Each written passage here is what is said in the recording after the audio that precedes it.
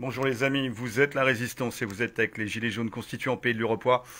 Nous sommes avec Henri du collectif Santé, collectif des professionnels de santé pour le bien commun, sur le retour après 2 ans de combat sur le terrain. Bien évidemment, on rappelle que toi, tu es suspendu sans chômage, sans RSA, comme des milliers de professionnels de la santé, mais aussi des pompiers. Et vous avez travaillé au niveau du collectif santé sur un certain nombre de thématiques qui vous concernent, puisque vous en êtes des professionnels. Et là, on va aller sur l'obligation, imposer l'obligation aux professionnels de soins, de santé, alors il y a aussi les pompiers, et les gendarmes aussi, les militaires, mais pas les policiers comme par hasard, de subir une thérapie génique. Alors déjà, définition de la thérapie génique. Qu'est-ce qu'une thérapie génique? C'est pas un cachet d'aspirine. On va trifouiller, on va toucher, ça va interférer avec votre code génétique. Et puis toutes les implications. Citoyen, c'est à toi. Ben, effectivement, on continue un petit peu le tour d'horizon qu'on a commencé avec les deux lives précédents. Là, l'idée, c'est de profiter un peu de ce mois d'août pour revenir sur ces 2 années de combat au niveau et de ce qu'on a pu faire au niveau de ce collectif santé. Donc, une des thématiques qu'on a traitées il y a maintenant plus d'un an et demi, donc bien avant l'obligation qui a été faite aux professionnels de santé d'avoir cette thérapie génique. Alors, Expérimental.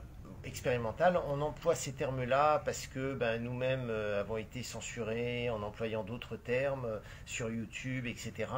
Donc voilà, hein, je pense que tout le monde a compris de quoi on parle.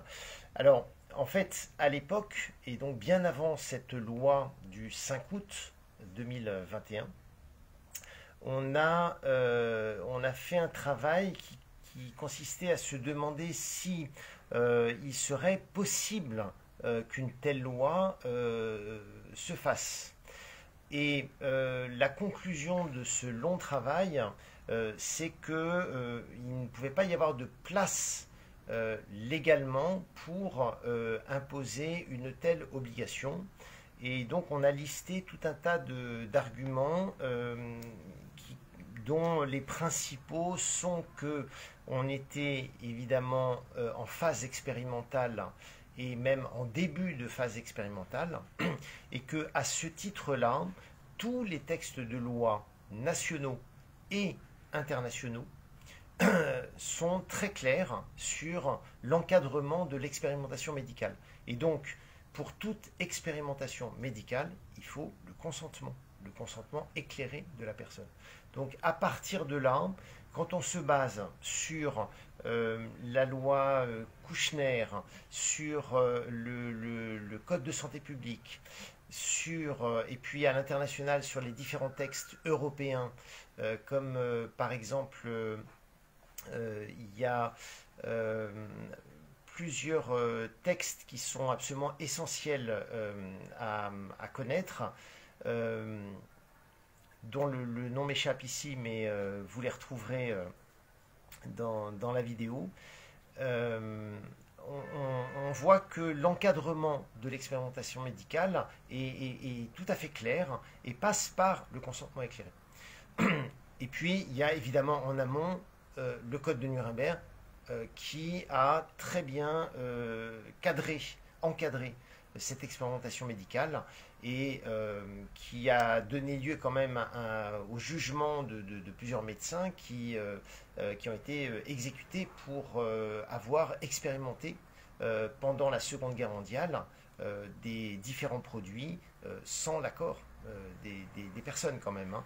Donc, Alors c'est un tribunal militaire à Nuremberg. oui. On parle pas là des ce qui risque d'arriver, c'est-à-dire les tribunaux populaires.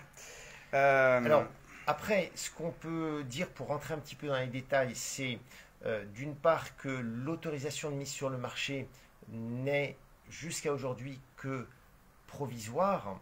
Donc, jusque-là, dans l'histoire, il n'y a jamais eu d'obligation vaccinale, d'obligation faite sur des produits qui sont en autorisation de mise sur le marché à titre provisoire. Donc là aussi, ça pose évidemment une vraie question. Et puis, quand on se penche sur les études elles-mêmes qui ont été faites par les différents laboratoires qui ont proposé ces produits, eh bien, on se rend compte, quand on regarde dans le détail de ces études, qu'elles sont parfaitement incomplètes. Et c'est normal, parce qu'elles ne peuvent pas être complètes en moins d'une année, puisque généralement, il faut plusieurs années pour arriver à avoir vraiment des réponses fiables aux questions qu'on doit se poser et qu'on a obligation de se poser quand on veut innover sur une nouvelle thérapie. Et là, a fortiori, on utilise des thérapies qui sont tout à fait novatrices pour de la prévention, parce que là, on est quand même dans un cadre de prévention. Il s'agit de prévenir d'une maladie et donc de proposer un traitement chez des gens qui sont sains, qui ne sont pas malades. Donc on doit à ce titre-là redoubler de vigilance et on ne peut pas se permettre de donner n'importe quoi sans avoir suffisamment de recul sur les effets potentiels et sur l'efficacité démontrée ou non. A fortiori, c'est pas concevable de rendre obligatoire ces traitements quand ils sont encore en cours d'expérimentation. Juste pour rebondir, regarde l'hydroxychloroquine, c'est après 70 ans qu'ils se sont aperçus que c'était toxique. Oui, c'est assez ironique.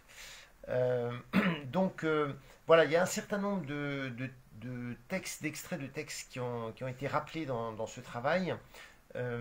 Et qui permettent de comprendre que cette loi n'aurait jamais dû avoir lieu. Alors, elle a été faite quand même, donc bien évidemment, une partie des professionnels concernés ont refusé d'appliquer cette loi et donc se sont retournés devant les tribunaux.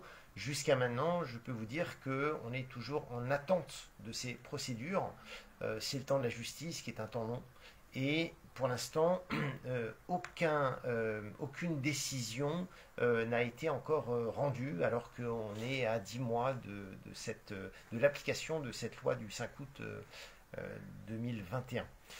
Voilà, donc c'est pour illustrer un petit peu les travaux qui ont été faits par le collectif, où vous voyez qu'on essaye de réfléchir sur le fond et surtout d'apporter des informations qui sont factuelles. En l'occurrence, c'est globalement tous les extraits de tous ces textes de loi qui sont indispensables pour raisonner et pour comprendre ce qui est en train de se passer et pour éventuellement remettre en question la légalité de cette nouvelle loi qui a écrasé toutes les autres en fait.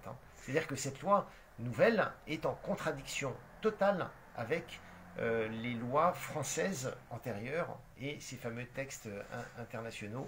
C'est la convention d'Oviedo, ça me revient, européenne, et puis il y a aussi le texte d'Helsinki qui également à l'international encadre l'expérimentation médicale.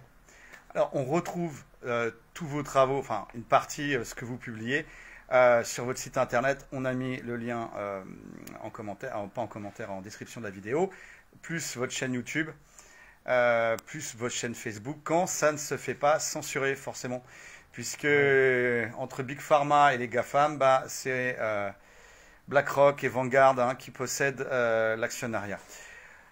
Force et honneur les amis, merci encore à toi à titre individuel pour se prêter à cette interview et aussi à tous tes collègues qui ont fait un travail extraordinaire et on sait aussi au niveau très local de stickage, de mettre des stickers, de mettre des tracts, etc. Merci encore, c'est porteur d'espoir, merci. Force et honneur. On lâche rien les amis.